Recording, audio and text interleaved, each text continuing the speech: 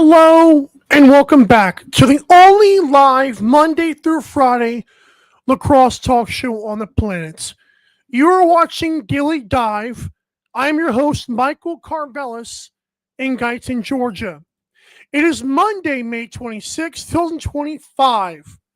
We are live on 12 Ounce Sports via Twitter/X and YouTube. Subscribe to the 12 Ounce Sports YouTube channel for other great shows and live sports. On today's awesome show, the Buffalo Bandits win their third straight championship. I'll talk about Game 3, what I saw, what was my reactions, and their social media celebrations afterwards. Finals MVP, Ian MacKay. Was he my Finals MVP? We'll talk about that. And also, will Saskatchewan be back? How a still shots of Jimmy Quinlan and Frank Scigliano have me optimistic about the Rush's abilities. We want to first let you know this show is presented by the ticketing platform at 12ouncesports.com.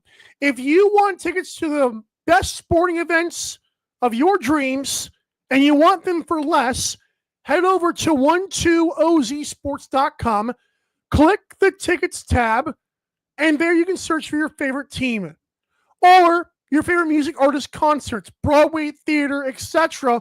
All of it is there for less. Go to 12ouncesports.com/tickets or 12ozsports.com, click the tickets tab. We thank you and you're welcome. Alrighty, let's now get into this. NLL Finals game number 3. I'll first show you a picture of the trophy here as we talk about what was on the line here in game number 3. Remember, I said before this game started, Saskatchewan Rush played very well in the first 2 games. And now in this game, they once again jumped out to a 1-0 and then a 2-1 lead. But unlike the first game, the Bandits were the ones on the run in the first half, as Dane Smith scored, Josh Burnett scored. It was 3-3. It was 3-2 Rush at one point. Then Kluche, Byrne, MacKay, Byrne, Kyle Buchanan, Robert Church, Ryan Keane, Robert Church ended the first half. It was 7-6 Buffalo at the end of one half. And I was like, okay, we got ourselves a game here. But when the game was 7-3 and the Rush went on that 3-goal run, it was like, man, I was like, are we going to get a shootout in the second half? Are we going to get a complete shutdown by the Bandits defense? Like, so many emotions were going through my head. But it felt like the Bandits offense had finally started to click. And boy, did it ever. Chase Fraser scored a goal. I believe that was the one where like that was the sicko goal. That was the one where he puts it one hand behind his back. It breaks the internet once again. Awesome that Chase Fraser did that. And even then I was saying to myself, it's 8-6. I was like, is it possible that Saskatchewan can win this series? Or is what Chase Fraser is doing, is he just putting the icing on the cake? Are those goals just going to be like the staple of what happened, or is like that going to be their only claim to fame? That was like going through my head instantly. Josh Byrne, Dane Smith, Chris Kluche, Dane Smith again, and then Chris Kluche again, and it was 13-6 after the third quarter. And this game, it was just shocking to me, not because of the way it ended, with the Bandits winning it like I thought they could. I was shocked at the Rush laying down. At when it was 10-6, maybe earlier, I felt like the Rush started to just give up almost. And when I say give up, I don't mean like give up like they weren't trying anymore. They became desperate. And I feel like even when it's like 10-6, in a 4-goal game in the championship, anything could happen. Heck, 13-6, I get it, was doubling up the score, but you had an entire 15 minutes of lacrosse to play. The Rush had been a part of so many awesome comebacks this season, and they just stopped. When I say they stopped again, it's how they stopped trying. They stopped mentally locking in. And I don't know if it was Bandit Land suffocating the life out of them. I don't know if it was them just realizing we ain't got it and we got to go to work for the rest of the week. Whatever it was, it KO'd this team. Because in the fourth quarter, no one in Saskatchewan, the most diehard Rush fans, I promise you, none of them thought this team was coming back. Because, like I said, even at 10-6, at the end of the third quarter, it was 13-6. It felt like the Rush stopped locking in mentally. And that was the most heartbreaking thing about this entire season. As great as the Rush had been, as focused, as tough as they had been all year, they simply stopped. And I don't know, again, if it was Banditland choking the life out of them, if it was the Bandits being overpowered, but in the end, it happened. And I can't explain it, but it felt collective. I felt that, I'll be honest, Thomas Kajzik should have gotten more than 8 seconds because, frankly, Frank Scigliano was not good in the second half of this game at all. And I don't care how good Josh Byrne is shooting. I don't care how much the defense might be breaking down. It blew my mind how much this team just did not lock in. It blew my mind how Frank Scigliano just didn't show up in the second half. Like, how do you put in Thomas Kajzik for 8 seconds and then after that you're just like, nah, screw it, we're good. We're just going to let Frank... I get like riding with your guys, but when it's 13-6, when a team looks as bad as they do, it shows me even the coaching staff stopped locking in. It was almost like they gave up. And again, I don't want to put that on professional athletes or any athletes, but when it's 13-6 and you don't even give the backup goalie a chance anymore, you're asking for it. And I know Scigliano only allowed 2 fourth quarter goals, but see what you have at this point. Like, it's just, why go down like that? It was heartbreaking. Like I said, Bandits deserve all the credits, but for the Rush to just be like squeezed the life out of was completely unexpected to me, even when the game was 10-6, even when it's 13-6. Like, how does that happen? I'm not sure. MJG79 said they picked up when Frank Scigliano was pulled out of net for a second. Once he got back in, they didn't have confidence. I don't know, but like, why do you bring him in for 8 seconds? Like, what is Thomas Kajzik coming in for 8 seconds? It was like, what is it, the second quarter maybe that happened? I just don't know what that proved, because to not bring him in ever again was really weird. So yeah, Dane Smith, the whole team going like this the entire time of the celebrations. The social media celebrations have been great. I know Bandito's pod has posted a lot about that. I know that Dane Smith and the whole crew has been saying, "Hey, baby." I don't even know what that song is, but it seems to be their victory song this year. This roster was silly, as I said, and for Bandits fans who are out there, I mean, leave it to these guys to like be like the not most intelligent sometimes. They're like, they think that I'm like a Bandits hater, and I've never said that. Like, for 90% of this year, it was like week 5 on, I've said Buffalo's going to win the championship. I have really not swayed in that take. But of course, they have to take shots there. I just thought it was interesting. I've been on the Bandits side since they started winning these things, and I said this year their roster was silly. It proved to be silly. And yeah. Also, shout out to Matt Vince. I will have this topic later on the week if he is not just the goalie goat, but the lacrosse goat. So Matt Vince, again, 3-peats with 2 different franchises. He's got 6 rings. He's a monster. We'll talk about that this week as well. But love to see Buffalo celebrating. They deserve it. I think fans can be a little bit skewed in their perception of reality sometimes. That's fine.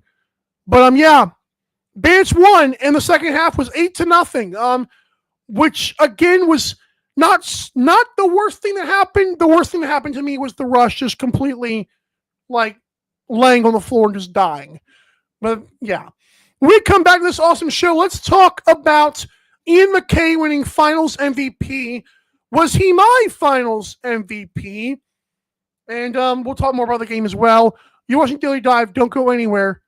I know you won't. Don't go anywhere. Daily Dive will be right back.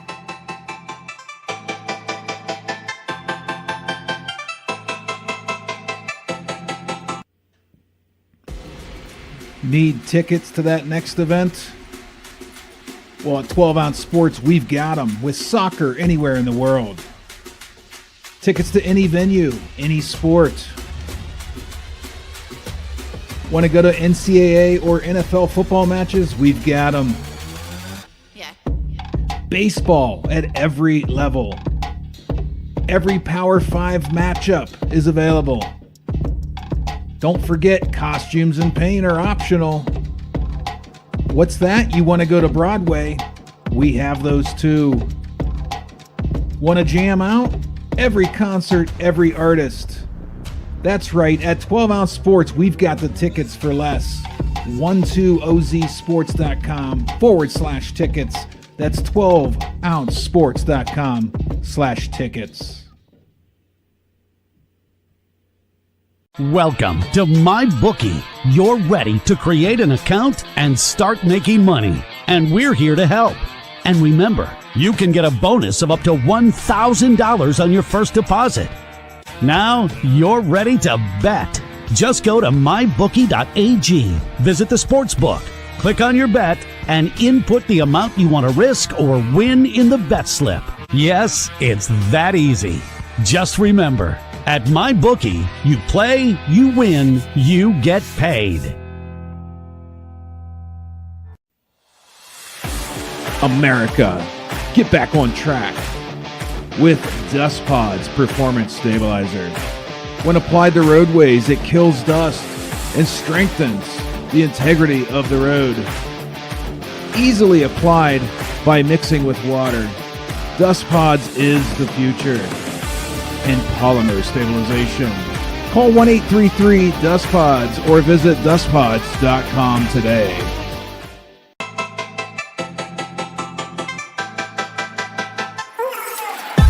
Daily Dive is back in 5, 4, 3, 2, 1. Guys, we got, first of all, this has been a topic months ago. I said Aiden Walsh is the future considerations to Calgary. That is long overdue news. I am no longer talking about that. He didn't get an offer. He's going to Calgary. And that's just, I don't know what we're talking about in the comments there. Pat Gregoire said pulling Chiliano for 8 seconds was Jimmy Quinlan using it as a timeout. And maybe me talking about Thomas Kajzik is because Thomas Kajzik actually entered the game because of the timeout or hypothetical timeout. My thing is, I just can't believe you let the team die the way they did. Like, the entire team checked out mentally. And I'm like, you can't make any effort to do anything. We're just going to ride with it. Just say, screw, we're just going to get blown out. When they went desperate, and even Pat Gregoire, I don't know if you and Teddy said it on the broadcast, but it was like when it was 10-6, like they just started having these desperate shots. I'm like, guys, we're still in this game here. Like, had we not paid attention to the NLL all season, and somehow, I don't know, it was very, very odd the way they checked out mentally. And then 13-6. I mean, just they didn't even try. Like, I cannot get past the rush completely just not trying. It blew my mind. All right, we want to let you know that we are live here on Daily Dive, the only Monday through Friday lacrosse talk show on the planet. Forget the fact that we're live, because we are live, but yeah. Monday, May 26, 2025. We are live on 12 on Sports. Reminder to go to 12onsports.com/tickets to check out tickets for less. I have no idea what he's talking about anymore. I don't have any idea. What are we talking about? Anyways, Finals MVP, Ian MacKay. Let's talk about it. So, he was actually my sleeper pick for Finals MVP. I said it was going to be him or Josh Byrne, and I feel like, honest to God, Josh Byrne scoring 4 goals and 5 assists in this game alone was, I made a tweet saying, like, if Josh Byrne, like, keeps on going, like, what are we looking at here? So that was, like, interesting. I wonder, like, how much of, like, I know there's, like, some vote or, like, by some certain people, but I wonder how close Josh Byrne did get to Finals MVP, because he was electric.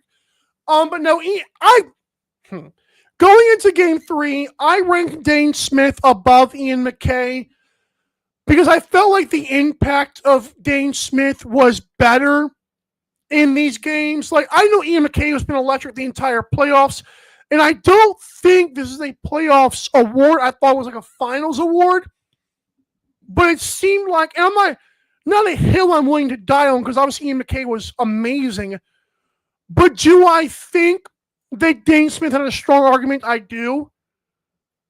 Again, like, Dane Smith to me, like Game 1, when he took over that third quarter, that to me was a big moment. In this game, Dane Smith had a hat trick. Ian MacKay had just 1 goal. So again, I'm not sure. Again, I'm not going to die on this hill because it's the end of the season, but it was just very, very odd. I don't know, not odd. It was interesting because, again, I thought it was Dane Smith. I'm not mad at Ian MacKay winning it. I just feel like this was more of a playoffs. Good job. We feel sorry for Ian MacKay. Now, again, I don't want to do that for this. I'm just saying, for me, Dane Smith had a better finals. But that's just that. Again, Ian MacKay was the second best Buffalo Bandit. I will say that. Matt Vince had an argument to be had because he had 42 saves in Game 3, helped shut down Game 3 second half. So that was a good thing. Again, one of those 3 guys could have won it. So I'm glad Ian MacKay won it. My pick would have been Dane Smith, but we know by now nothing I say matters. But I'm just saying. Again, Ian MacKay was my second pick. Again, if that helps people. But 1 goal in the final game is, I don't know. Again, just listen to these stats. Game 3, in a winner-take-all game, Ian MacKay had 1 goal, 2 assists. Dane Smith had 3 goals, 5 assists. And I guess we're saying Ian MacKay had a runaway train. I don't know. It was just interesting. I'm just saying. A little bit interesting there. But yeah, good for him winning Finals MVP. I'm looking at this now. I'm thinking to myself, is this like, why? I don't know. I don't know how do you have to have, the majority of the votes going to Ian MacKay is now puzzling me because I'm like, what did he do in Game 3? And the more I think about this, the more I'm like, I don't know. I'm just curious. All right, good for him. When we come back, we're going to talk about a still shots of Frank Giuliano and Jimmy Quinlan that has me super optimistic about year 2, if you will, this whole Bandits this whole Rush project. Don't go anywhere. We're going to talk about the losers next. Don't go anywhere. Daily Dive will be right back.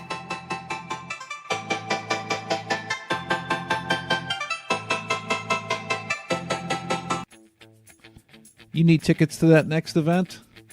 We've got them. That's right, tickets.12ozsports.com. Get you to any sporting event, concert, theater event that you can think of. And the promo code 12OZ or ROME get you an additional discount.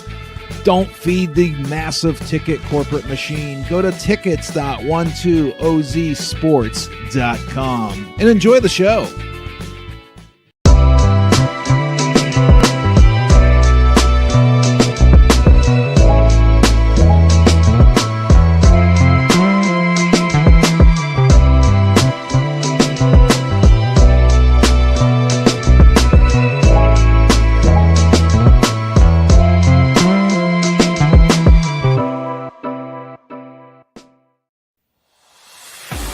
America, get back on track with Dust Pod's Performance Stabilizer.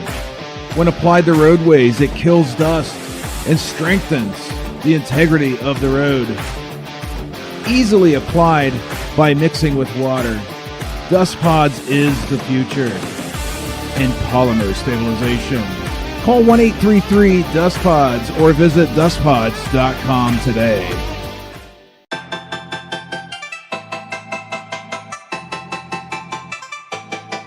Daily Dive is back in 5, 4, 3, 2, 1. Welcome back to Daily Dive. We're happy you're here on this championship Monday, May 26th. It is 4:20 plus 1. I'm kidding. 4:21 here on the East Coast. We thank you for joining us here. In front of a sold-out crowd, the Buffalo Bandits did capture their third consecutive championship, and I'm happy for them that they did, because I said before, can you imagine if they went 2-3 on this run? This is hypothetical. CJ Kirst dropped a sock trick. That's 6 goals for those of you that don't know, as Cornell beat Maryland 13-10 to win the men's lacrosse title. Some school, I believe they're called Tufts.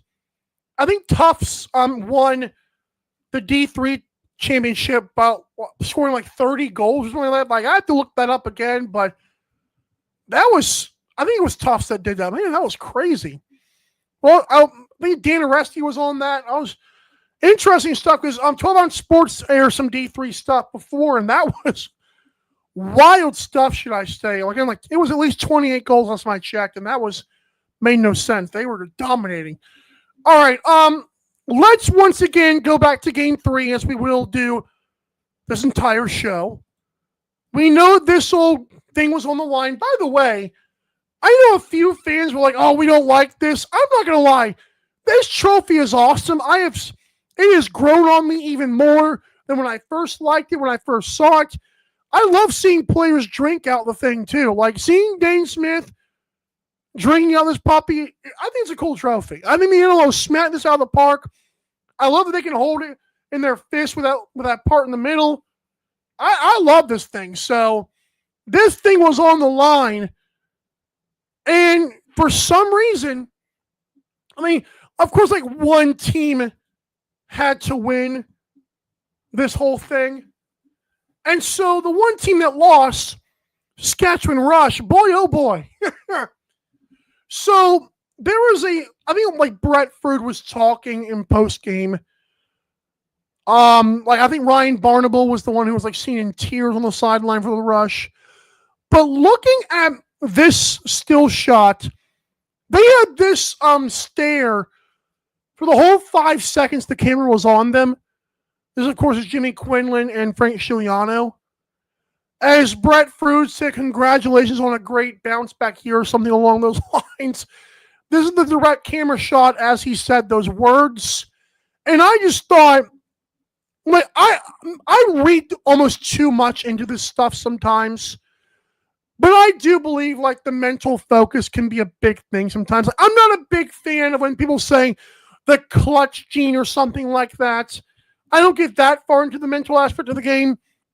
But I do think them staying on the floor afterwards was a telltale sign.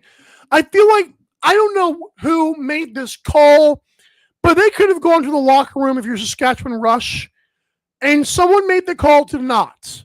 Maybe it was the entire group staying on the floor and not realizing what they were doing.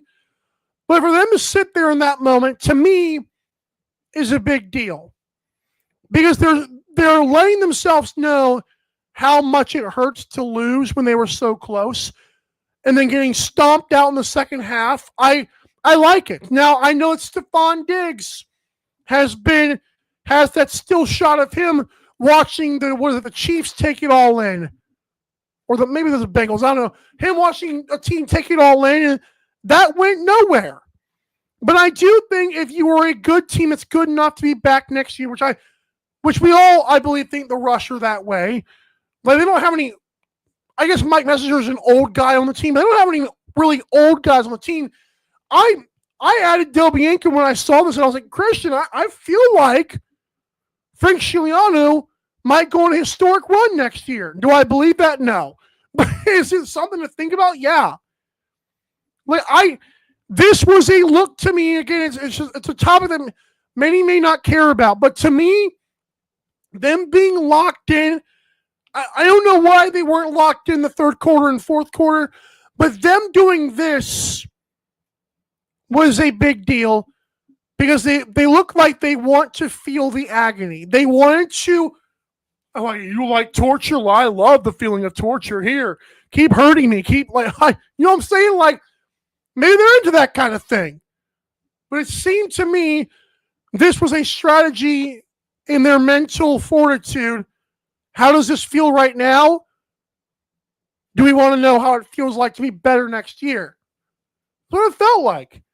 And I love seeing, and again, it could mean nothing in the grand scheme of things, but to me, it's not going to hurt. I mean, yeah, it hurts so good right now, but it's not going to hurt the process to let them have this feeling of just agony. Like, don't just go in the locker room and hang it up and go to work tomorrow. Let it sink in that you sucked it up in the second half. And I think they know they did that. So I'm not saying anything new here, but just having that in your brain of what it felt like. Maybe the moment flew by. Maybe it felt like 1,000 years. But I'm hoping the Rush uses this motivation. I'm sure they will. And again, I would love to know who made that decision of if we lose, what happens, you know? Because again, it seems like maybe Derek Keeney wanted them to see it, but it seemed like they're all collectively I don't want to say enjoying it, but they're all collectively taking it in and realizing that could have been us. And we had this many goals in the second half. Like, they had as many goals as I did in the second half, and I'm glad they're taking that in. Also, it's full transparency. I get to use the full transparency. I get to use the dead battery symbol for the Rush. Kai the goalie says CJ Curse Rookie of the Year next year. Chalk it. Why not put in permanent markers, sir? Good for Kai the goalie making a big prediction there. I do want to say this regarding the Bandits fans. Couple things here that I don't want to make topics, but I'll just say for going forward. One, what Jake Boudreau and Austin Shanks said before the game, I think that is more social media stuff for the Bandits to use than it is for fans to just call them out. I don't think Austin Shanks at any point guaranteed the championship. Like, I don't want one of my best players to say, I hope we win. If you're going to talk about it, just say, yeah, we're going to win it one way or the other. Like, that should be the mindset of every team in the league. Even Las Vegas Desert Dogs, that should be your mindset. I don't know why fans attacked them the way they did. Jake Boudreau putting it bluntly and saying the Bandit Land is not going to set a pick, he's right. The fans don't. It's what the Rush players, they have to lock in. Now, obviously, like I said before, I don't know if they let it suffocate them in the second half of this game because they looked like they had checked out mentally. But my thing is, Bandit Land can influence that, but it's up to the players to decide if that happens or not. So I don't feel like they were taking shots at the Bandits. And I feel like, I love the fact the Bandits social media team had a fun time with it, but I don't think it's fair for fans to attack those players doing that. And I know it felt very weird. Oh, you guaranteed a championship. No, he didn't. The fans don't matter. They didn't say that, guys. Like, come on. Like, win with grace a little bit. I don't think the Rush played you guys dirty or anything. And then there's the Chase Fraser video of him punching Mike Messenger straight in the groin. And, like, to me, like, I don't like when that should never be advertised. Like, if you're celebrating that, like, I don't get it. And then, like, you have the people who are saying, oh, well, it's because he stepped on his hand. Listen, I didn't see that. If he did, that's also an idiot move. And if it's in the same video, I don't want to speculate because I didn't see the hand getting stepped on. But Chase Fraser doing that is a dirty move, is a punk move. And when you're voted biggest BITCH in the league, that probably doesn't help your cause.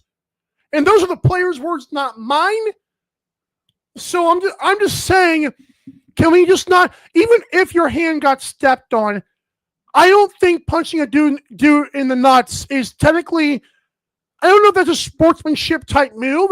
And I do think every team that wins should never take that low of a blow, pun not intended. Like, let's not do that. Let's not advertise that. That's not a good look for kids. It's not a family atmosphere. We're playing sports here. Let's leave it on the field and let's not punch dudes in the groin. And I'm not picking on Buffalo Bandits. If any player did that, I would call that out. So again, I'm ending it now saying I did not like that move. And if a Rush player stepped on his hand, that's also a stupid, unfair, not a sports play move. Let's not hype this up. Let's not even have fun with that because, again, it's not sports. It has no place in sports anywhere. Even the UFC, you get disqualified in the UFC for doing that. Like, again, no sport allows that. So why embrace it? I don't know. But shout out to the Buffalo Bandits who deservedly won the championship. They three-peat, and they are a dynasty. And like I said, good for them. Shout out Ian MacKay for winning Finals MVP. And yeah, we're just happy to be here at this point. Friday, of course, as I mentioned, again, is the final show of season 3. Stick around for more announcements about that. Reminder to vote on Twitter/X at Daily Dive Lax for the Fresh Fits Championship. Taylor Jensen has a big lead on both platforms against Joe Rosatiris, the defending champion. Can Taylor Jensen go on his own run? Again, vote on it. I believe Instagram poll might be over or it might be ending soon. So again, Daily Dive LAX on Twitter to keep voting if you're a Joe Rosatiris fan. You can also check out our shop via the link tree in our bios or go to dailydivelax.creator-spring.com. Thanks so much for tuning in, folks. We'll see you tomorrow, same time, same place. 12 Ounce Sports to talk more of Game 3 in the NLL season. You guys have a great rest of your day. This has been a presentation of 12 Ounce Sports and Daily Dive. Have a good one. Bye. Thanks for watching Daily Dive. See you next time.